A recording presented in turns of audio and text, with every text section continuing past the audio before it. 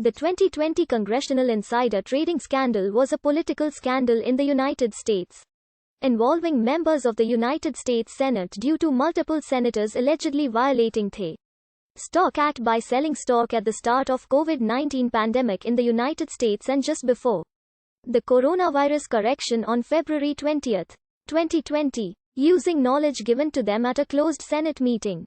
The Department of Justice initiated a probe into the stock transactions on March 30, 2020, but ended the probe on May 26, 2020, for all senators except Richard Burr. On January 19, 2021, the Department of Justice also closed the probe into Burr. On January 26, 2012, Senator Joe Lieberman introduced the Stock Act that would prohibit the use of non-public information for private profit, including insider trading by members of Congress and other government employees. The bill was passed by the Senate with only Senators Richard Burr, Jeff Bingaman, and Tom Coburn voting against it.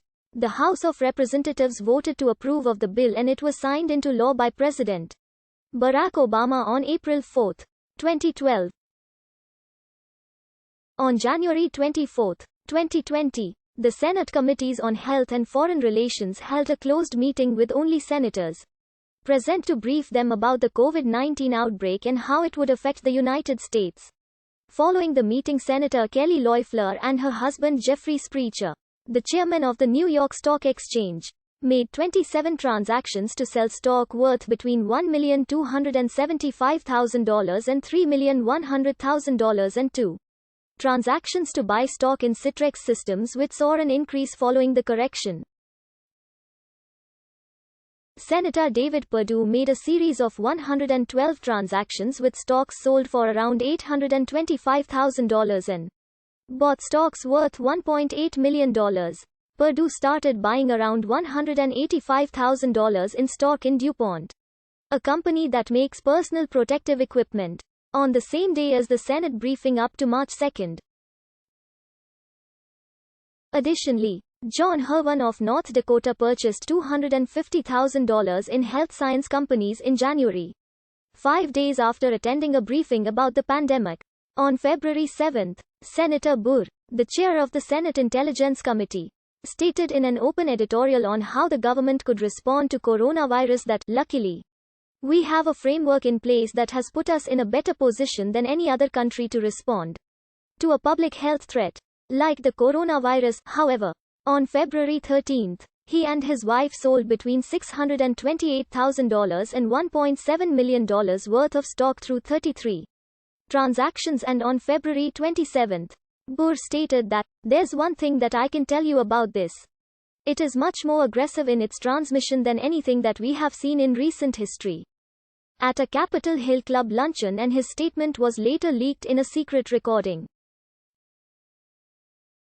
On March 19, ProPublica published an article showing that Burr had sold stock shortly before the correction, and Loeffler, Jim Inhofe, and Dianne Feinstein's stock selling was also reported. NPR asked Caitlin Carroll, Burr's spokesperson, for a comment on the alleged violations, and she responded with, "Lol," and then clarified that, as the situation continues to evolve daily, he has been deeply concerned by the steep and sudden toll this pandemic is taking on our economy.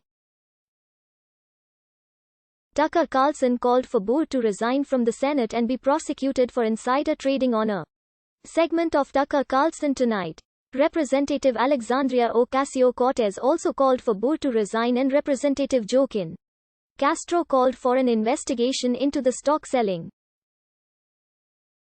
Representative Doug Collins, who ran against Loeffler in the special Senate election in Georgia, criticized her by stating, "People are losing their jobs, their businesses, their retirements, and even their lives, and Kelly Loeffler is profiting off their pain? I'm sickened just thinking about it." On April 10, Montana Attorney General Tim Fox accused Representative Greg Gianforte, the wealthiest member of the House of Representatives, of insider trading by investing into the manufacturer of hydroxychloroquine.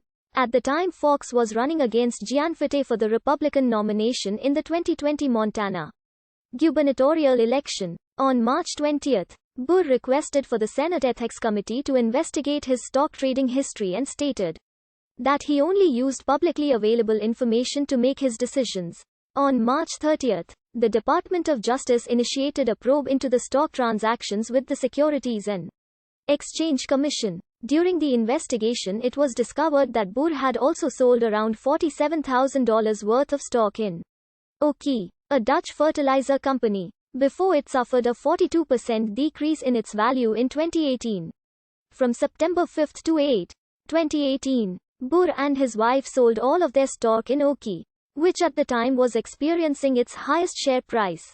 A month later, it failed to meet quarterly earnings expectations after the Trump administration granted exemptions to 8 countries for S.